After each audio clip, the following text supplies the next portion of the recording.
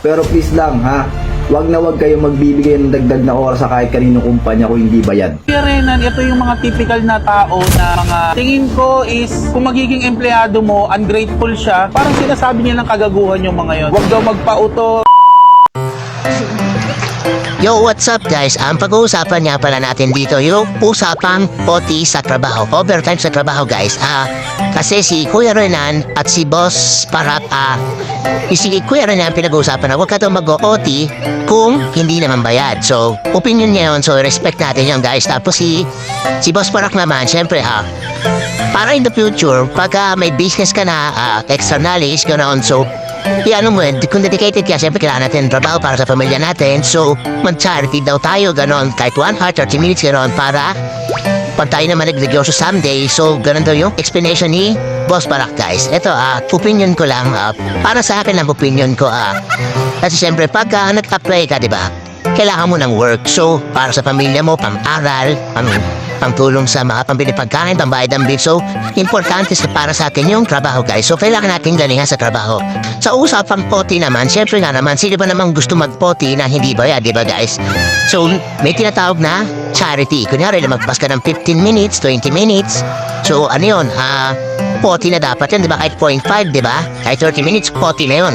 So, yung ibang kumpanya, pag hindi ka nag-file ng OT, aabusuhin ka, di ba? Hahayaan ka lang. Eh, siyempre, oras na yun para sa pamilya mo or napapahinga ka na sana. Hindi naman pwedeng puro charity lang, di ba guys? Kung usapan na lang, tama naman talaga si Kuya Renana, huwag tayo pumayag na hindi bayad. Kahit saan malalaking kumpanya, yung iba talaga, kahit 0.5, babayaran ka na yan.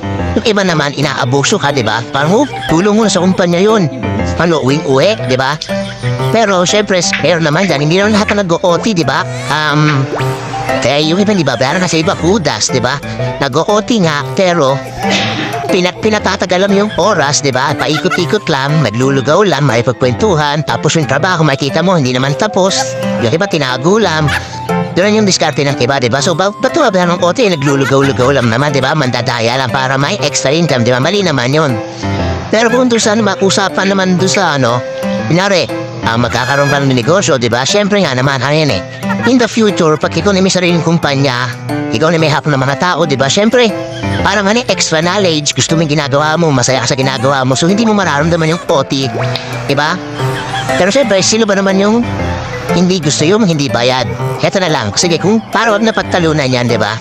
Kung gusto mo talaga, kung yung kumpanya mo hindi nagbabayad ng OT, tuturuan lang kita ng technique, pero sikreto lang to ha. Lagi na lang kahit anong gawin mo, hindi talaga yung kumpanya mo, hindi talaga nagbabayad ng OT, di ba? May sikreto akong ituturo sa'yo.